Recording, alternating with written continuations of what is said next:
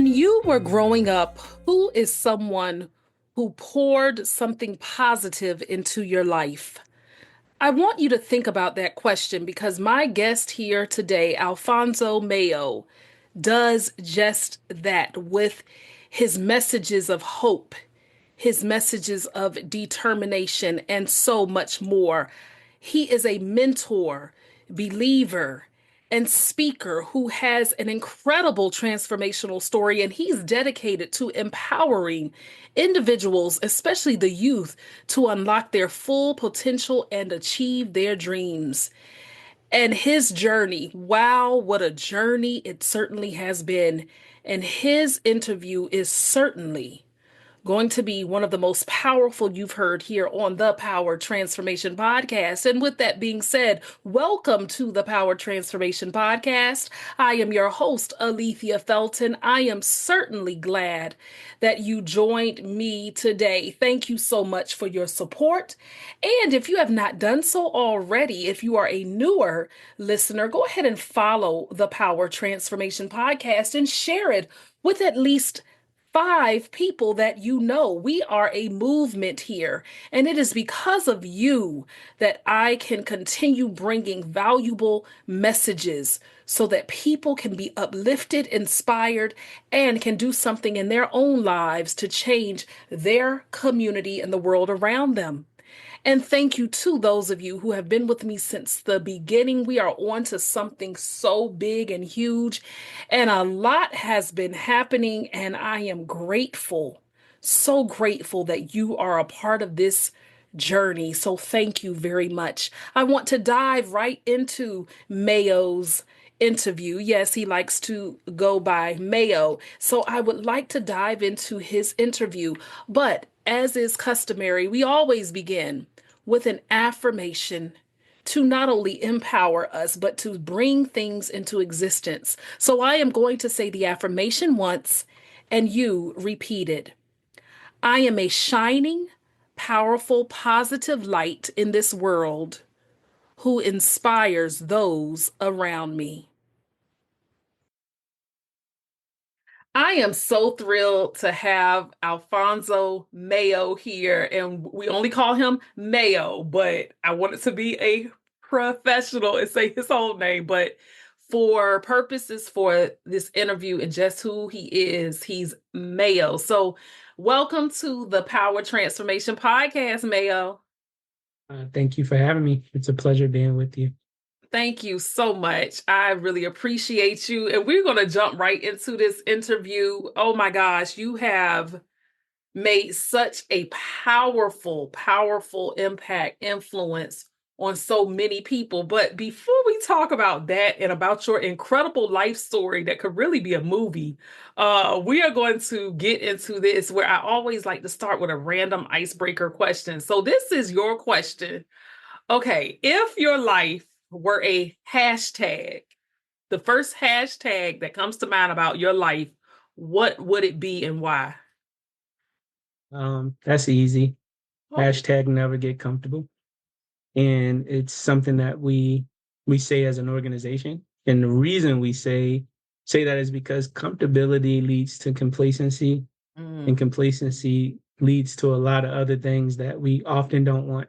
And the reason I say it would be that is because being uncomfortable actually molds you. I think that, my relationship with God has shown me that you have to be flexible, moldable, breakable, to be like recreated. And there's nothing comfortable about being broken. It's nothing comfortable about being taken away from, what feels good to what hurts to what God has for you. And so I would say never get comfortable. Like never get comfortable with the normalities or what you believe. And I think that aligns with not my will, but your will. So yes. I like that. I like that a lot. Okay. Very good. And I'm glad that it came easily for you. So, with that being said, with that hashtag in connection with who you are, if you were to describe who Mayo is, what would you say? oh man, that's another good question. Well, in my mind, I think I'm extremely simple. Mm, Uh, I'm very direct. I'm very straightforward. I'm very honest, even brutally honest. But at the same token, I would say that Mayo is extremely tough on himself. Um, you know, I would say that he is very ambitious, very God-driven, mhm, very loyal, um, very given of self. Um, and Mayo has learned to love himself. And it's been like a journey because while I'm, simple, sometimes there can be complexity in the most simplest things because people don't understand simplicity as much as we think they can. And mhm, so some people might be like, well, he's because he's so passionate, he's aggressive, or because he really loves what he do and he believes God put in his life, like he's really not flexible. I'm extremely focused. I like to focus on one task and make sure that that task is done right. mhm. Um, and so I would say, although I describe myself as simple, I think that there's some complexity about me because, God made us uniquely made. And so Yeah. some days I'm extremely relaxed and other days I'm a little more antsy. And those days that I'm focused, I'm a little more, locked in Mhm. but then there's days where I'm just a connector. I'm here to, connect people and ideas and relationships. And so I'm complex, but I will say for the most part, the best way is like, man, I tend to go with wherever God flow is. So if it's good, Mhm. I'm gonna go with it. If it's not combative, I'm gonna go with it. If it can help the greater good of all situation, I'll go with it. And so yeah. Yeah, I like that. And about Lord, you got me even thinking about the whole complexity piece because I think what you say is so powerful in that there are so many different aspects even about you of the work you do in a community with youth but also just in your own household being a husband father Mhm. friend just a lot to a lot of people and yet you still have managed to give of yourself while also being self assured as to who you are and walking in that confidence. And that leads me to kind of want to go back some Mhm. in your upbringing because you grew up in Baltimore and of course, people who are listening, that's on the East Coast, it's in the state of Maryland. And when Mayo and I first met, I told him I have a lot of relatives who are natives out there, but grew up there. And you had a lot of different challenges growing up. And that is really a key part of your story and the complexities of who you are. So, kind of take us back is that you grew up had an absent father, a mom struggling with addiction. Take us to what was that pivotal moment or experience in your life that made you realize that you wanted to grow up having a different life than what you Oh, had? oh, man, pivotal moment. I think so.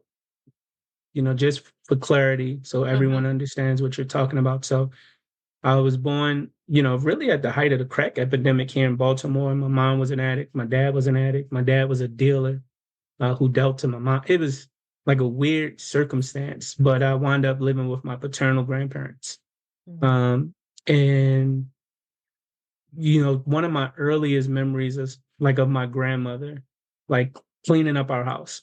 And, our house was very dysfunctional 16 people, 4 generations deep, 900 square feet, not a Wow. lot of income, living off about probably $975 government assistance. And so I believe like just kind of looking at how my grandmother was maneuvering through, like she always had a really kind spirit, a really subtle spirit, like almost unbothered. Mhm. And it was weird because I'm like, this is chaos. But even in the midst of chaos, she was like the middle of the tornado, just so unbothered, so quiet, so peaceful. And always wanted to help people. And I remember, you know, saying to myself, like, I want my grandmother to be proud of who I become, because I knew she never said it, but you can feel it in her spirit. Like she wasn't happy with the circumstances, which is why she never really let her kids go, because she Mm. knew like they're not independent enough to go out here and thrive on their own. And when they would leave a short period of time, they always came back, and it was more chaos. And so for me, wanting to do right by my grandmother, to show her like, hey, we all are not the same, and I'll be properly prepared. There was an incident that happened. I used to fight a lot in school. I grew up Okay. very angry and got suspended so many times, but there was this one particular time that really changed like my mind. And it happened twice. But the first time I got into a fight, my grandma, she would catch the bus to take me back to school because we didn't have a car for transportation. And I went to my friend's house after being suspended, and his mom just kind of pulled me to the side and was like, "Hey, let me talk to you." And I said, "Hey, what's going on?" She was like, when are you going to be tired of embarrassing your grandparents?" And I was like, "What do you mean?" And she was like, "I don't know much about your family, but I know like," she started running off the dysfunctions. This person do this, that. Hmm. Why would you want to add to that? And it hit me because I'm like embarrassing my grandmother. Like I'm not trying to embarrass my grandmother. And I realized my entire family, whether they know, like whether it was known or unknown, that's what they were doing. And I didn't want to be a part of that. Hmm. And I stopped fighting. Like I never got suspended after that day. I'm not gonna say I didn't get angry. I did, but Yeah. I never got suspended because I never wanted my grandma wanting to catch the bus again to send me to school, and I never wanted no one else to be able to say that to me. And weirdly enough, that was my ninth grade year. My freshman year of college, I was struggling, with reading. I was like a remedial reading class, and Hmm. my teacher, my professor at the time, she was an older lady, and I had kind of walked out of class. She called me for reading. I was struggling, and at the end of class, she was like, "I need to talk to you." And she said, "Who raised you?" And I was like, "My grandma." And she was like, "No way." She was like, "There's no way. There's no way you show up the way you show up, but your grandmother raised you. I don't believe that." And she was like, "Because if she did, she would show up differently." And like those two, I'm like, wait a minute, like this showing up Wow. again. Like I'm, hundreds of miles away from my home, but something is still inside of me where I'm showing up a certain way where I'm embarrassing my grandmother.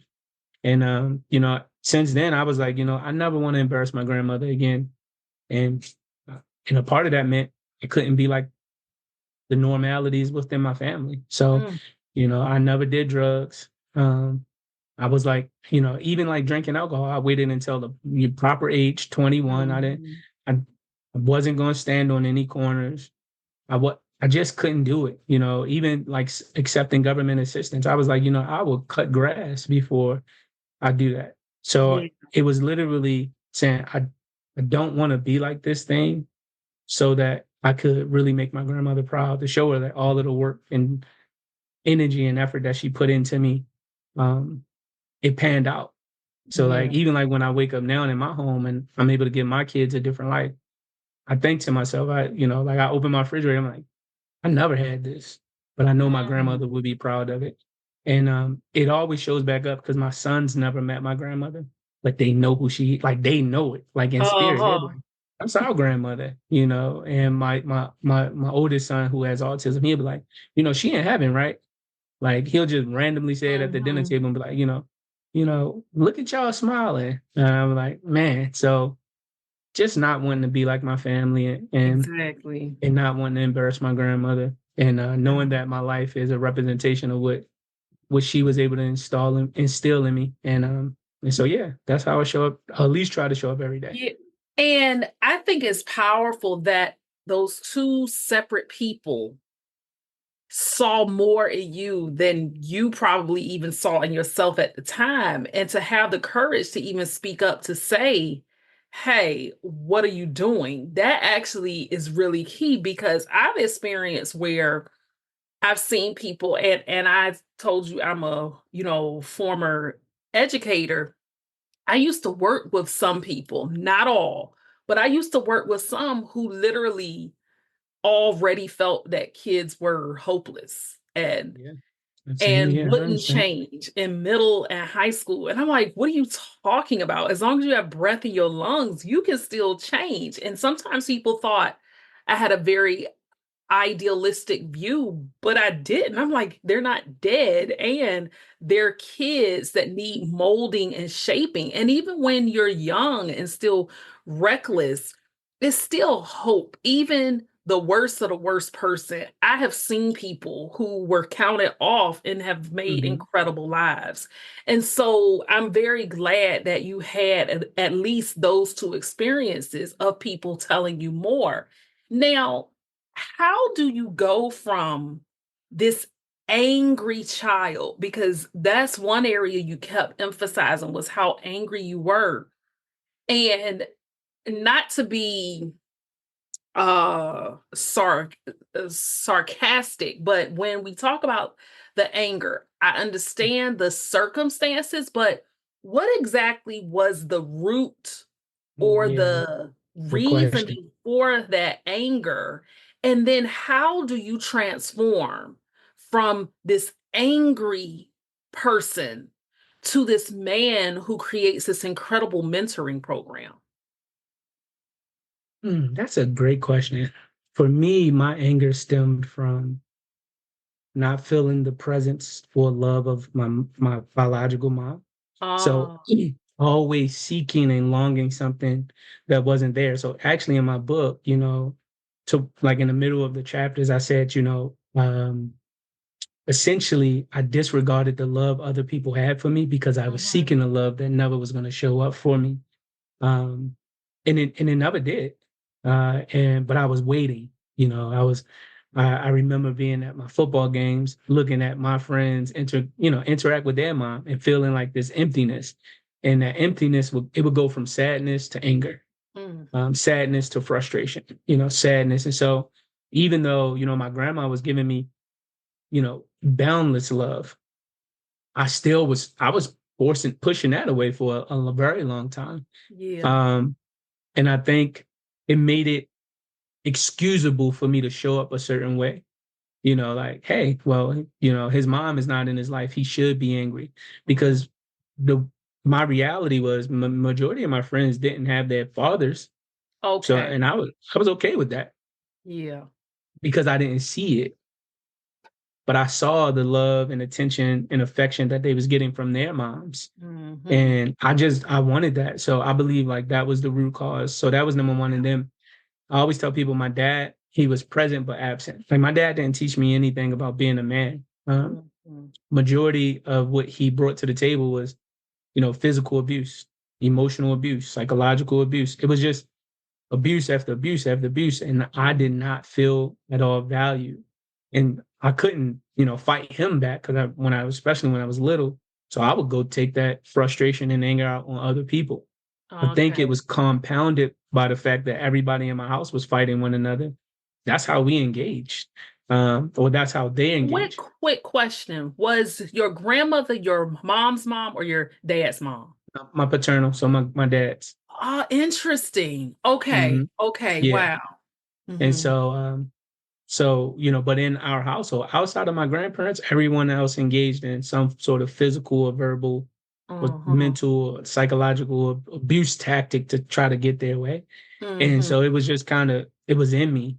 Um, it was harder to control, especially in school systems where you know, you have to fight to survive. So it was I'm gonna make sure I'm the toughest of the toughest. The slightest of anything that would aggravate me, I'm gonna be overly aggressive. I'm gonna fight you. I didn't. It's not even that I wanted to fight. It's just that's how you show up to protect yourself. Yeah. And as what really started to happen as I was getting older. I've always kind of been like standoffish or like a standout, one of the Hmm. two. But when my friends would do group things, I wouldn't do it. And so like they wanted to start jumping people. And initially I was a part of it, but then I started to see how violence was evolutionizing. Essentially, it went from jumping people, then I started seeing people, like hearing about people get stabbed, and then people Mm. get shot. And God. in my mind, I was like, wait, I'm on that trajectory, because I'm Mhm. fighting. At some point, somebody gonna be like, I'm not even gonna fight you back, you know. And once I started to realize that, I was like, I'm gonna disengage from, being one, like in physical altercations, coupled with what Travis' mother had shared with me, like, hey, you're embarrassing your grandma. So those were, like, to me, two realities. And then I Mhm. think it took me a long time to really cope with my anger. I would I really would just stuff it, you know. So things that aggravated me or irritated me, I felt like I wasn't really worthy of speaking up about those things. I really Mm. didn't know, like there's like a feeling chart that, we showed children, but I couldn't really identify those feelings a lot of times. I didn't know if it was irritation or frustration or sadness, or it was just like coupled with so many things. And so, like, I would say probably from like 18 to 20 something, I just, it was a mixture of things that couldn't really comprehend or articulate. Mhm. Um, and then when it would get to like the surface, everything would come out at once. Or if somebody was aggressive towards me or argumentative towards me, then I would say, hey, this. So they would be Yeah. like, dang, like, where's all of this coming from? And I realized that that was hurting more people than it was helping them in my personal life.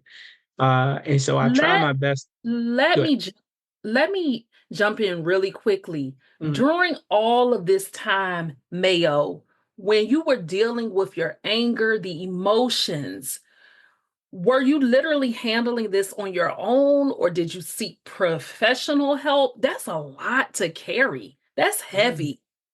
No, not, I wouldn't say professional help. I did, I did what I thought was right. Like I went to church and I talked to my Mm, pastor. I tried to seek guidance within, the religious context. And I even mm. felt judged there. So I was like, Yeah. this ain't helpful, like Yeah. because Exactly. you making me feel like I'm just a walking burden of sin. And, Gosh. you're telling me these things like, if you accept God and there's a renewing of your mind. And I'm like, wait, but I have accept God and I still have these things inside of me. Mm. So I will say that it was extremely challenging. I did start this like seek therapy. Um, but it wasn't really helpful in the initial stages, I understand. Yeah. mainly because many of the therapists didn't look like myself. Um, Mm, I either was left with uh, women or a white counterpart, and I'm like, mhm, you really don't understand where, like, we not waking up to the same realities, mhm, um, and it just became very challenging. And so I will I will say, in my opinion, the pandemic really like helped me and saved my life. And there's an mm. author by the name of Torrin Roberts, and he has a book Rob, called uh-huh. Wholeness. Mhm. And during the pandemic, I would walk every day. I would cry and walk. I would cry. And I was walking about 10 miles a day. And I would go home and I would read this book, Wholeness. And I realized like how broken I was.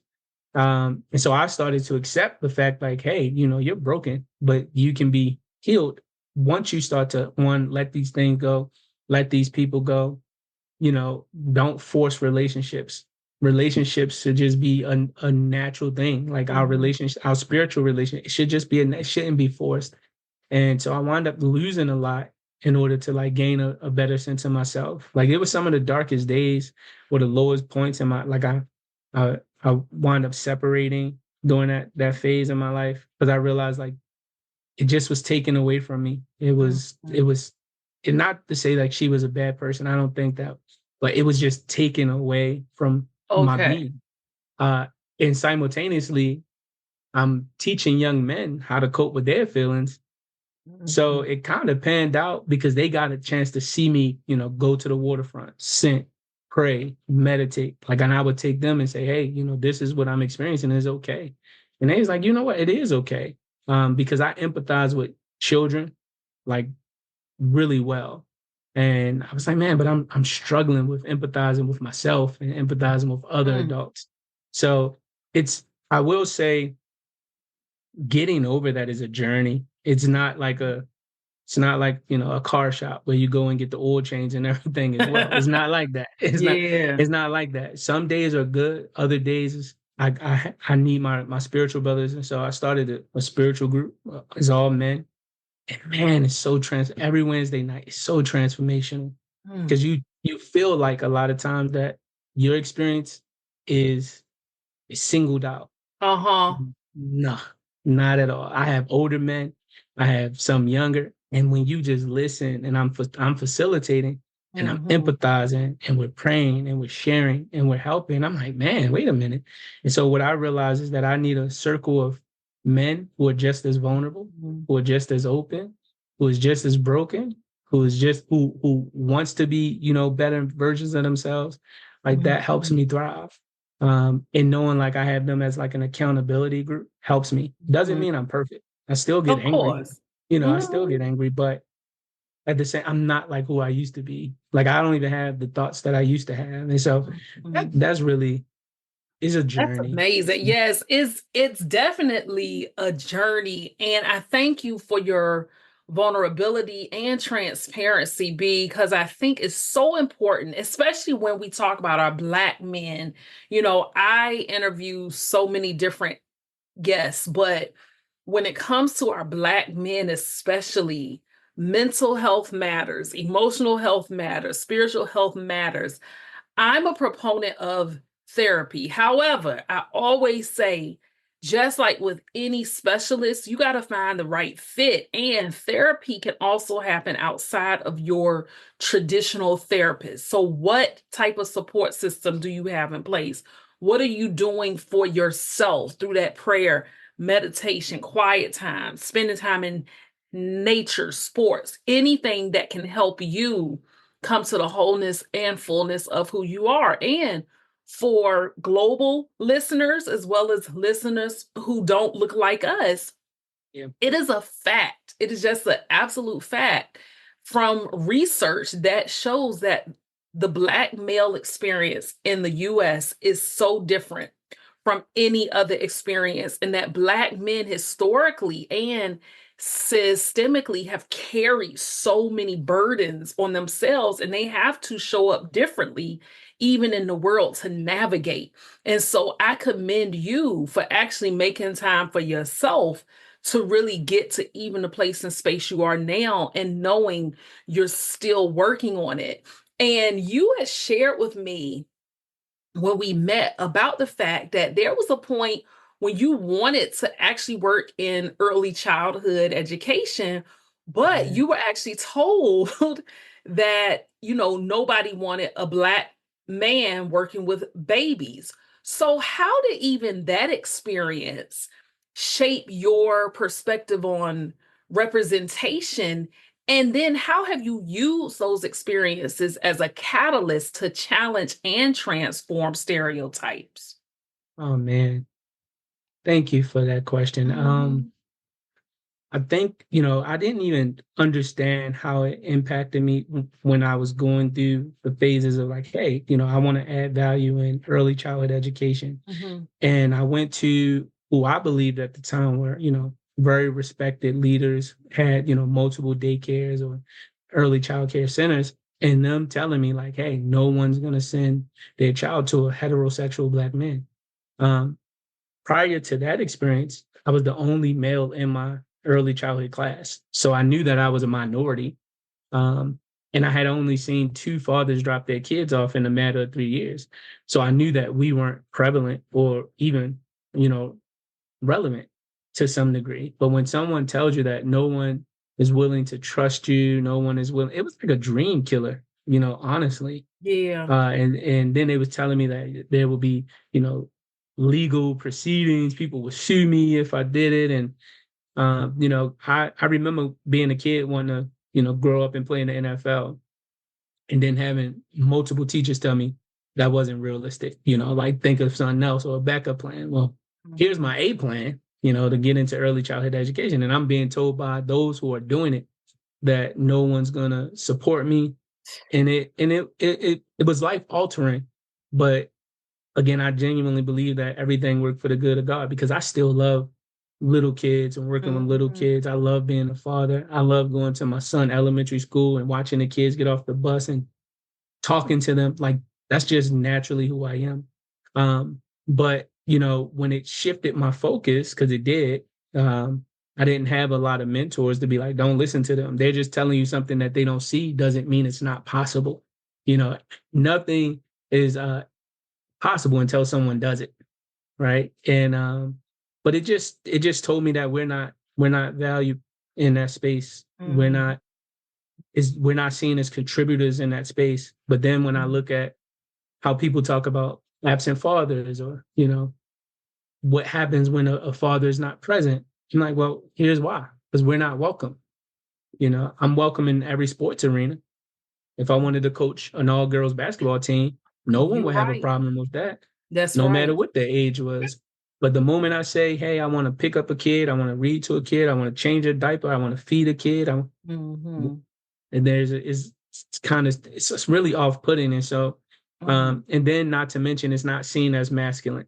It's actually seen as a feminine, feel. And so I was it was heartbreaking, but it led Wow. me into working with 9 and 12-year-olds, and I seen that there was still a gap because those 9 and 12-year-olds was growing up fatherless, and I felt a sense of resistance, and I couldn't understand why it was a resistance. But as I started to progress throughout my career, I realized if a male is absent from birth through 5 years old, Mm-hmm.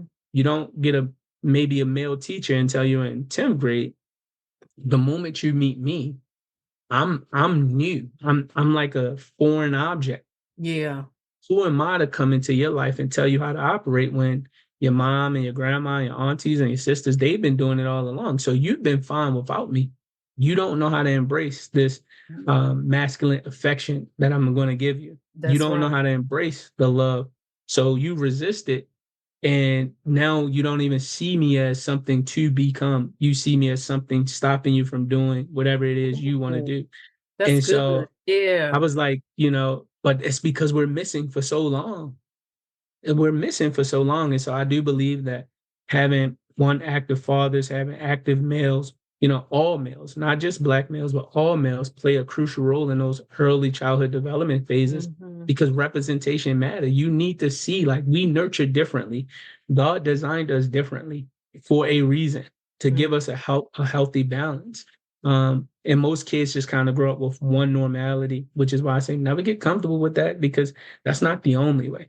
Yeah. And so but it has helped inform like the way that I do the work now because I learned that behaviors, all behaviors can be changed, just like you were sharing earlier. Like there's not a bad one person, they're not that way the entirety of their life. Mm-hmm. Behaviors can be changed based upon certain stimulus, certain environments. Mm-hmm. um, and so for me it's like, well, how do we change our young people environment? How do we give them certain stimulus? How do we give them certain rewards? How do we? So I bring all of that into the work that I do today to see behaviors change. And then I also realize that just like an infant, I'm not expecting an infant to walk and talk. That stuff is a developmental phase. So now that we work with, middle schoolers and high schoolers, everything is seen as a developmental phase. Like where are they at in their development? I will say when it comes to like black and brown boys, no one's really willing to give them what I consider like the benefit of the doubt. It's like, well, Mm-hmm. he should know better. He's 11. He's been on this earth 11 years. Many of us got clothes older than this kid. But Mm-hmm. the moment he make a mistake, we put a label on him, and then that label follows him throughout his life or his trajectory. And it's like we expect adult like mentality from them. When in reality, a lot of young people are not, even when you go to colleges, they're not developed fully and where they need to be mentally. So I just try to look at young people in these developmental stages, understanding that as they get older and closer to adulthood, there's a lot more resistance than when they're younger. And so What are you hearing from so I hadn't considered this before, but I think you bring up such powerful points. But since you still actively work with youth, these young kids, what are you hearing? I'm trying to figure out how to word this question right. What I'm trying to get at is what are you hearing them say that they need the most or that they are seeking out the most? That's so good. Well, number one, I think a lot of times what what I've seen in the space is Mhm. adults are telling kids what they should do or what they should become and how they should become it. Okay.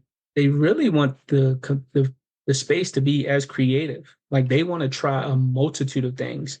They want to feel like I can take the world by storm. Like there is no limit to my capacity. But Mm, adults will say, well, you need to think about this, and A, B, C, D, and E. Where I'm saying, as a kid, that's the perfect time to mess up. Why? Because your parents are taking care of the bills. You don't got to worry about life. They have life worried about for you. So go out here and try. If you want to cut hair, cut hair. If you want to yeah, make clothes. If you want to play music, play music. If you want to sing, sing. If you want to start a podcast, do all of that now. Understand that it's time consuming, but at least attempt. And they really just want the ability to freely express themselves, which is mm, why TikTok is so relevant, which is why Instagram, like that's really just self-expression. it is. Now, how it's embraced is a whole nother thing, you know, because people are always comparing things to their generation. Well, in my generation, we didn't do this. Right? And respectfully, you didn't, but you also didn't do what the generation before you did, or the That's right. generation before that. You know, like so this generation has their own sense of, you know, personality and direction. If you want to work well with them, then you embrace it. Like, okay, I don't necessarily like the cruddies, but man, if that's how you want to wear it, man, I want you to wear it well. You know, just get it shaped up. You know, get it like Hmm. look presentable. I'm not going to tell you not to do it because who am I to tell you that, you know, getting a buzz cut is the thing to do, right?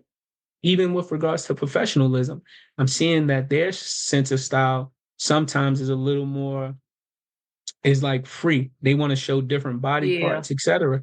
So as an adult, it's like, hey, I still want you to express yourself, but understand the pros and cons. If you walk in there like this, these are the pros and cons. If you walk in there like this, just a little more, you know, covered up, or you just gotta help them strategize how free they can be, but don't place limitations on them.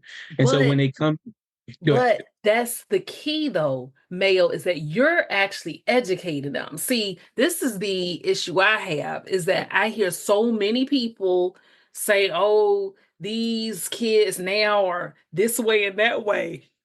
I shared with you, I don't have children, but I've worked with kids for many, many years, right?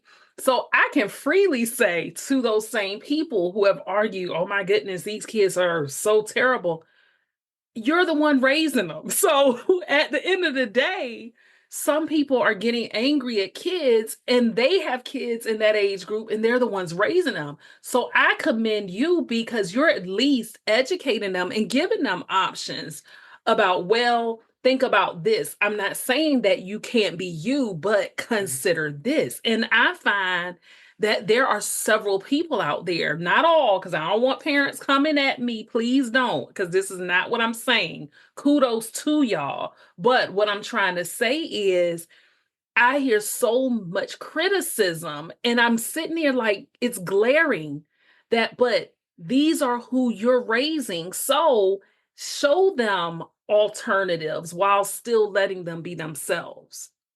Yeah, I hear that, and I think what happens is that if you're raising someone, there's this unannounced expectation that they should know. Um, Oh, yeah, it's like, well, interesting. you Okay. should know. You should know. You should know better, right? Like you're Oh, 15, you should know, you know. Like why would you think otherwise, right? You know, you go to mhm. the school, you should know. It's like these unspoken norms that, you know, kids don't know unless you talk to them and ask them, like, do you Yeah. know? I'll give you an example. Like my youngest daughter, she's she's very expressive. She come to me with ideas all the time. You know, I Mhm. want to cut hair, I want to start this business. And I always say, well, sweetheart, you just started it. And she'll say, what you mean? How? I'm like, because every business start with an idea. Yeah. You know, now what's next? And she might dress a certain way, but then and instead of me being angry or whatever the case may be, I might say, well, how do you want people to perceive you? Mm-hmm. And she'd be like, "What you Mm-hmm. mean?" I'm like, "All right, like if you're showing your shoulders, like how do you want, like what do you want other people to see, like see you as?" And or I'll ask a question, would that be okay if your mom dressed like that? I might Mm-hmm. say something like that so she can see, like, hold up, wait a minute. No, of course I don't want my mom dressed like this. So then she might say, well, why am I dressing like this?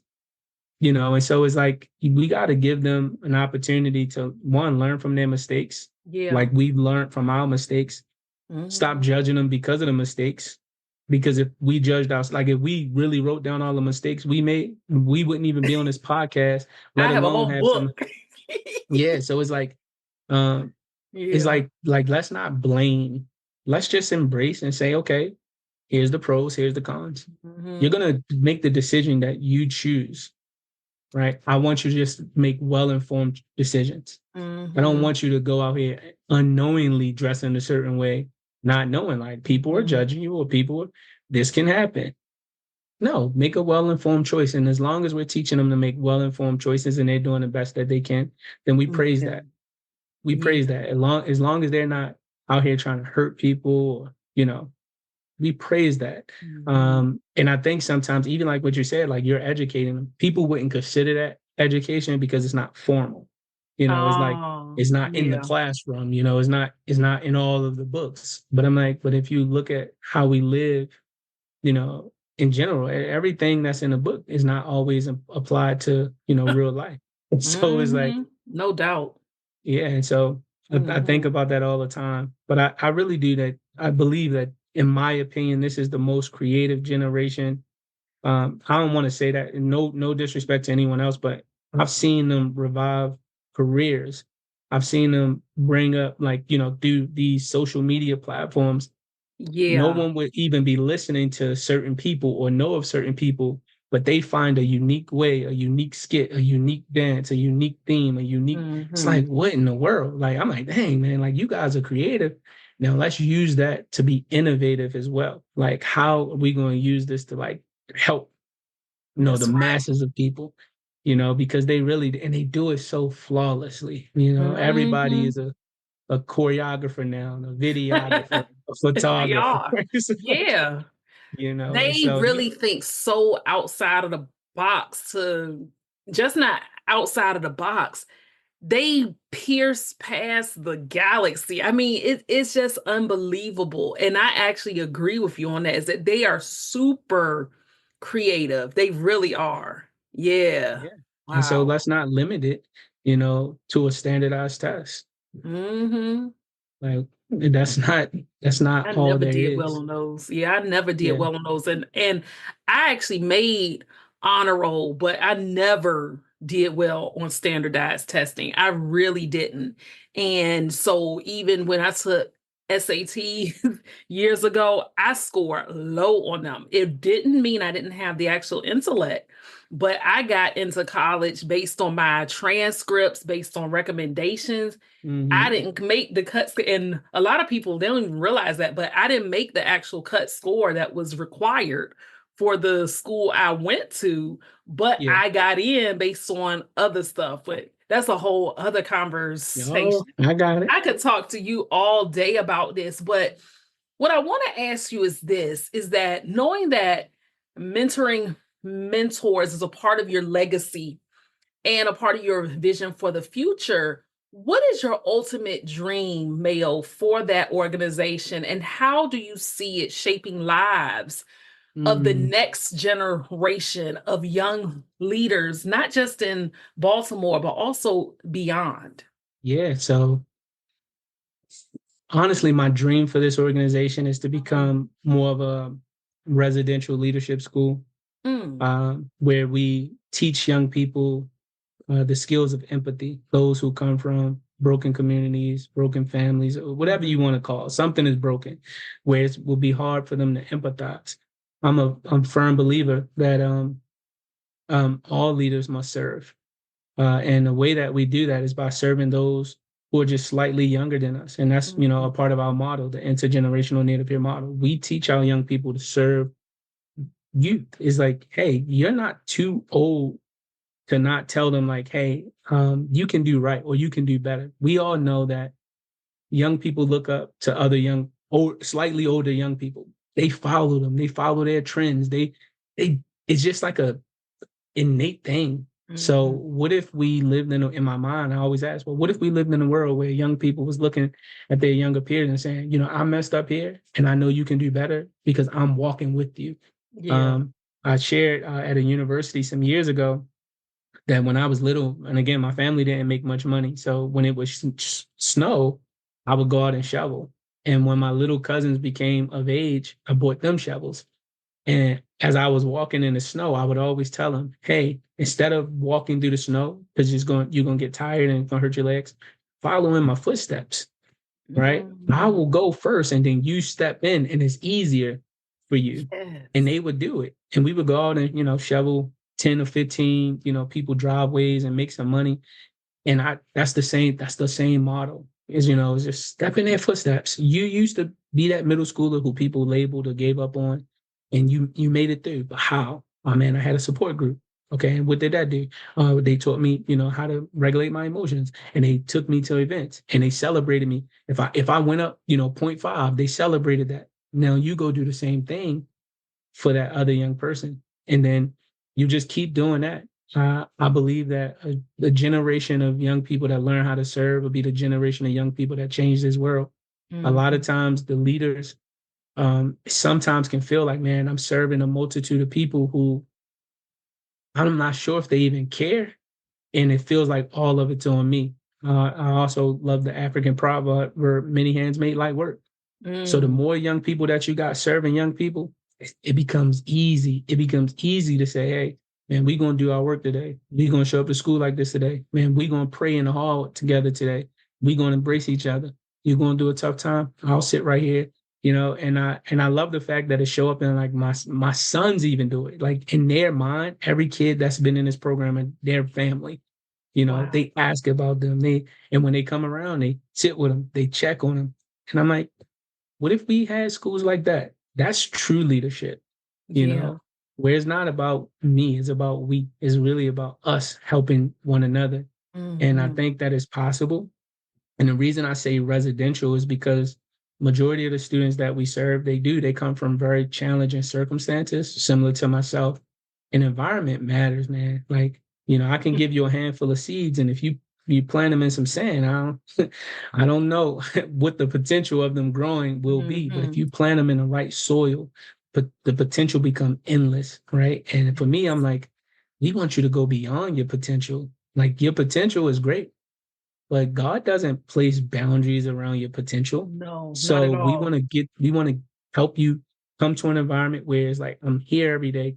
You know, students are going to school 6, 7 hours. That's the biggest influence. So what if we had you 6, 7 hours in school and then we had you, the rest of the day in sports and leadership programs and after Yeah. school programs, right? And all of this is to really develop them and give their families a space and opportunity to develop themselves as well, like a two-generational approach. I know that our students, what's that old saying, the apple don't fall too far from the tree, Or right? tree. But Yes. that's true. So we can be helping a kid, and as soon as that kid go home, it can be a race like that. Because if mama not well, if daddy not well, if grandma not well, but what if mama was going to go obtain her education? What if she Hmm. was getting mental health treatment or therapy? Or what if she was, you know, chasing after her goals and dreams? It makes it that much better to Yeah. be, because it feels good. It's like, man, all of us are thriving, and for many leaders like myself, it really does hurt to be like, to look at your family and be like, man, like, am I that just the one God? Like, is that Mm. not possible for all of us? Can we all not live our dreams? And so for us, that's the way that you break generational cycles. And so Yeah. that's what I would Exactly. be doing. And if somebody wanted to support your mentoring program or learn more about it, how can they go about doing that? And speak briefly on your book and tell us how we can go about even getting that. Oh yeah. So the book is called The Promise. And so a little bit about The Promise was I was the first person in my family to go off to college and also the first person to fail or come back is what I say. I was a young father and I didn't want to be, absent father. Um, My grandmother, unfortunately, was diagnosed with Alzheimer's, and she forgot everything else, our address, names. But her last words to me was like, "Elle, when are you going to go back to school?" She never forgot that I said, "I promise I'll go back to school." And my last words was like, "Ma, I promise." And so I wrote this book. Hopefully you can see it. Mm-hmm. Mm-hmm. There we go. Called The Promise. Is a life memoir, but really it's like a spiritual motivational book. How God has helped transform me through all of these phases and stages.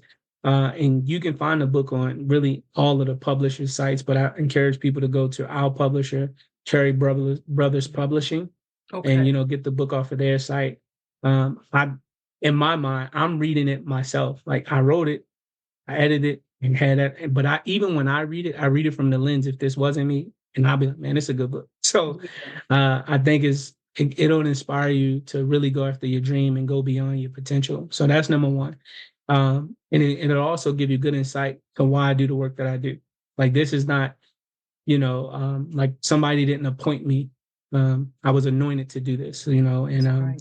and so the ultimate appointer appointed me to do this. And so I'm super grateful to be doing it, to walk in my calling. And then with our organizations, mentoring mentors, we're on all the, social media platforms.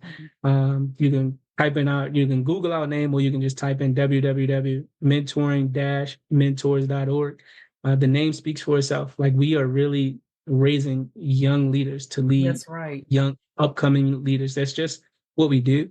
Um, and you can also go to our giving page. I will say that we are in a season of planning, and what that means is we are evaluating all of our work over the last 10 years. Mm-hmm. And what we realize is that we've done some really great things, but we would like to serve at a larger capacity. We are what I consider a deep and narrow. That means we're not the boys club, girls club. We're not the wise Uh-huh. around the country. No, like we're going to be all up in our student business. Like our goal is to really transform the trajectories of their lives, to really help them become the leaders they deserve to be, to really be able to explore the world they desire to explore, to have options. And and we do it well. And so, for those who want to engage in that, please feel free. Like, I'll give you all of my contact information, and Yes. you can connect Mm-hmm. with me. But right now we're in this phases where we're looking for researchers, because we know that longitudinal long-term programs work better. They're not a band-aid. That's not what we do. Like overcoming generational curses you can't just play football and think it's going to work. Overcoming That's anger, right. overcoming depression, coming from a fatherless home or a Yeah. motherless home. No, that's just not how it works. And so we in it for the long haul, and we really do believe that we're all interconnected. For those who might live on the outskirts of an urban community, you might not feel it, but understand that we all are interconnected. You don't know where a person will be or what a person is thinking, but if a person can see the God in you and they Mm-hmm. understand that we are neighbors and I love you and I want you to grow and you want me to grow, then we all are in a better environment. We all are in a better Mm-hmm. world. And until we see that world, I'm going to keep doing the work that I'm doing. And I know I need help. We need grant writers. We definitely need funding for sure. Um, to this, the capacity that we've been able to work thus far has all been just God.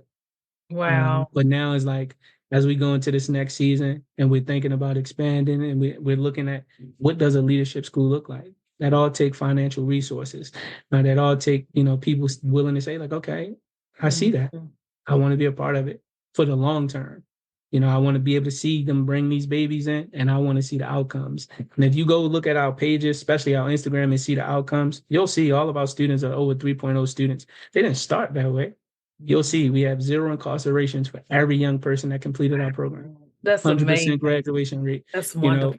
83%, college graduation rate. Like that's not by Yeah, chance. It's by God. And so that's super, right. super grateful for that. Wow, that is absolutely incredible with those stats. And I believe it. As long as people give our youth a chance, just give them a chance. And kids know who are really for them. They know who's faking it, they know who's real. And as long as they know somebody genuinely cares about them, that's what matters. As a closing question, Mayo, briefly share with us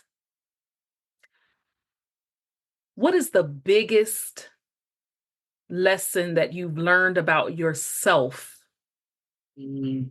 in your times in being a mentor to so many youth? What have you learned most about yourself? The greatest lesson that God has taught me. Um, and so I reflect a lot. I still walk a lot. But during one walk, I was very discouraged. I wanted to quit so many times, but I was very discouraged because we give of every resource. I open up my home, my everything. And I was discouraged because there's one particular young man, it was like it wasn't working. He was being influenced by the culture. And I'm like, man, God, I'm not gonna keep doing this. Like the culture is winning too much. And my kids feel discouraged because they're opposed of the culture. So they feel like I have to at least do something for people to like me. And everything in my spirit, God was like, I called you to plant the seed, not grow it. Mm-hmm. It's not your job to grow it. That's my job. You don't control the sun, the rain, the days. And essentially what God was saying is that do your part to the best of your ability and leave the rest up to me. And then secondly, understand you're not called to do this work alone. This is not a Mayo show. Mm-hmm. This is not, you can. And so somebody said to me in a news interview, like, you save people. And back then I was like, yeah, I do. And God was like, no, you don't. They've already been saved. You can read the word. They've already been saved. You inspire young people. So go out and inspire young people. Go out and inspire people. That's what you do. So the greatest lesson is I'm just here to plant the seeds. I have no control on how they grow. Can't do this work alone. And I don't save people. I just inspire. And so And keep doing just that. You are doing absolutely phenomenal work. I'm so glad that we were able to connect. We will definitely keep in touch. And thank you so much for being such a valued guest here on the Power Transformation Podcast. Thank you for tuning in to this episode of the Power Transformation Podcast. If you enjoyed this episode, be sure to follow or subscribe, leave a 5-star rating, and write a review. It helps us inspire even more listeners. And don't keep it to yourself. Share it with someone who could use a little power in their transformation. Until next time, keep bouncing back, keep rising, and be good to yourself and to others.